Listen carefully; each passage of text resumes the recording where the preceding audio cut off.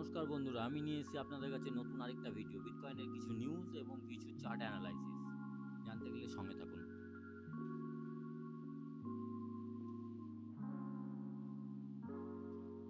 দেখুন এখানে কিছু বাইং স্ট্যাটাস দেখানো হয়েছে। এইরকম টাইপের চার্ট আপনাদের সামনে এর আগেও আমি তুলে ধরেছি। দেখুন এখানে 0.001 থেকে 1 বিটিসি যাদের হোল্ড করার ক্ষমতা আছে তারা কিন্তু বাইং করছেন। গত 23 তারিখের যদি স্ট্যাটাস আমি দেখি, তারা কিন্তু বাইং করেছেন।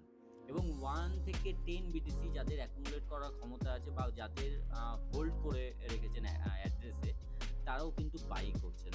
10 থেকে 100 বিটিসি যাদের হোল্ড করার ক্ষমতা আছে তেনারাও কিন্তু বাই করেছেন। 100 প্লাস বিটিসি যাদের হোল্ড করার ক্ষমতা আছে তাদের কিন্তু সেলিং দেখা গেছে এবং সেলিং এর পরিমাণটা অনেকটা বেশি।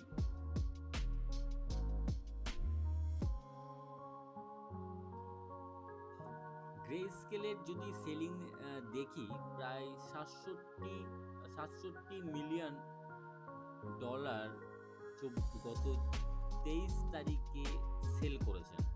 সেলিংটা কিন্তু গত কয়েক দিনের তুলনায়, মানে মার্চের 18 তারিখের যে হেভি সেল, তারপরে কিন্তু ধীরে ধীরে কমে এসছে। আমার মনে হয় এই সেলটা অবশ্যই কমে আসবে ধীরে ধীরে। যখন গ্রে স্কেলের সিও বুঝতে পারবেন, সেদিন অবশ্যই তিনি ভাববেন।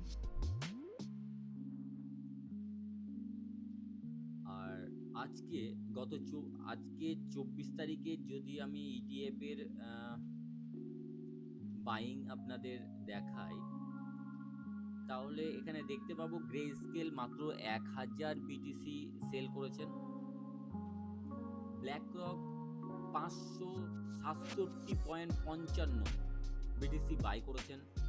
ফেডারেলিটি বাই করেছেন 65 প্লাস। আর্ক ইনভেস্টর বাই করেছেন 498 বিটিসি। বিটওয়াইজ বাই করেছেন 347 বিটিসি। আর অল্প তো আছে যারা ছোট ইটিএফ কোম্পানি, তারা তো অল্প করে কেউ সেল করছেন, কেউ বাই করছেন। তো বলতে গেলে এই যে আমি যদি বড় চারটে যদি কোম্পানিকে দেখি, যেমন ব্ল্যাক রক, ফেডারেলিটি, আর্ক আর বিটওয়াইজ, এরাও কিন্তু বাইংটা, বিশেষ করে ব্ল্যাক রক রেগুলারিটি বজায় রেখেছেন, কন্টিনিউ বাইং করে চলেছেন। আর সব থেকে বড় কথা বন্ধুরা, যে হালবিং এর পরে কিন্তু মার্কেটে কিন্তু একটা শর্টেজ তো অবশ্যই তৈরি হবে। শর্টেজ তৈরি হয়ে গেছে, কিন্তু এটা পাবলিককে বুঝতে দেবে না, মানে রিটেলারদের বুঝতে দেবে না। অবশ্যই তার শর্টেজ তৈরি হবে। ব্ল্যাক রকের যে হোল্ডিং, গত 23 তারিখের পর হোল্ডিং হচ্ছে 2,74,460। ফেডারেলিটির হোল্ডিং হচ্ছে 1,53,908। আর্ক ইনভেস্টারের হোল্ডিং হচ্ছে 44,000। আর বিটওয়াইসের হোল্ডিং হচ্ছে 34,000। তাছাড়াও ছোটো মোটো কোম্পানি অল্প করে হোল্ড করে রেখেছেন। যখন মার্কেটে যে শর্টেজটা আছে, যেমন হালবিংয়ের পর কিন্তু সারা দিনে এখন কিন্তু যে বিটিসি মার্কেটে আসছে মাত্র 450 বিটিসি। এবার ভাবুন 450 বিটিসি, আর কেনার জন্য এই যে বড় বড় ইটিএফ কোম্পানি আছে, বড় বড় ভেল আছে, আর আপনার আমার মতো ছোট ছোট রিটেলার আছে।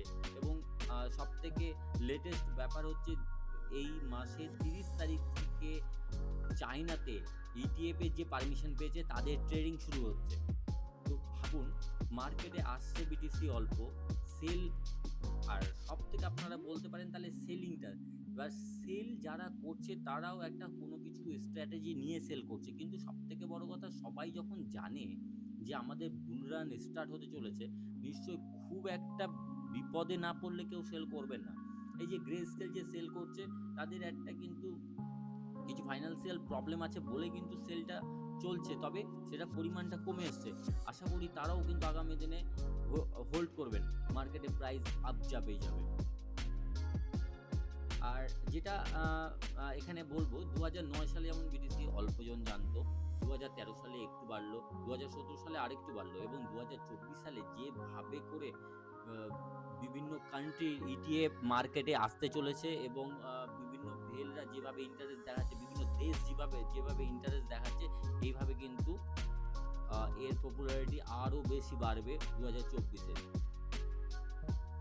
এবং এখন পর্যন্ত ইউএস এর ইটিএফ এর বাইং হোল্ডিং স্ট্যাটাস প্রায় 8,51,000, প্রায় সার্কুলেটিং সাপ্লাইয়ের 4.3% সার্কুলেটিং সাপ্লাইয়ের হোল্ড করে ফেলেছে আপনার ইউএস এর ইটিএফ কোম্পানি।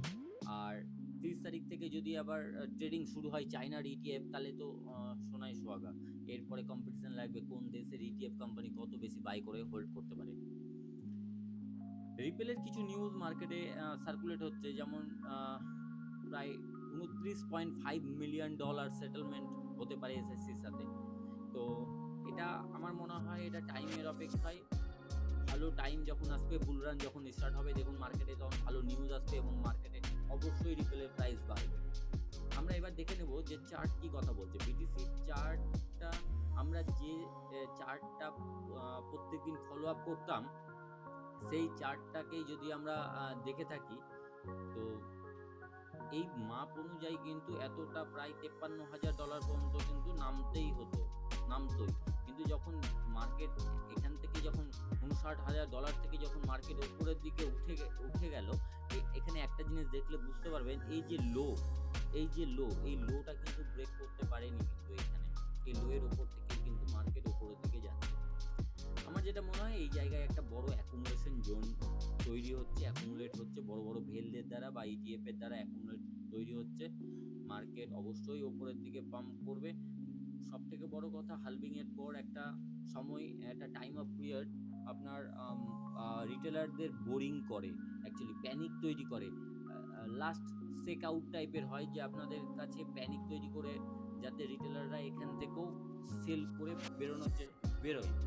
তো যাই হোক, মার্কেট আমরা এই চার্টটাকে ওয়াচ করে যাব, দেখি কি হয়। আর দেখা যাক, মার্কেটে ওয়াচ করতে হবে পজিশন কি চলছে। আমার ভিডিও যদি ভালো লেগে থাকে, আপনারা লাইক করুন, সাবস্ক্রাইব করুন, ফলো করুন, ফ্রেন্ড ফ্যামিলির সাথে শেয়ার করুন। আর আগামী দিনে ভালো ভালো সুন্দর সুন্দর ভিডিও পেতে সঙ্গে থাকুন। আজকের মতন এখানেই।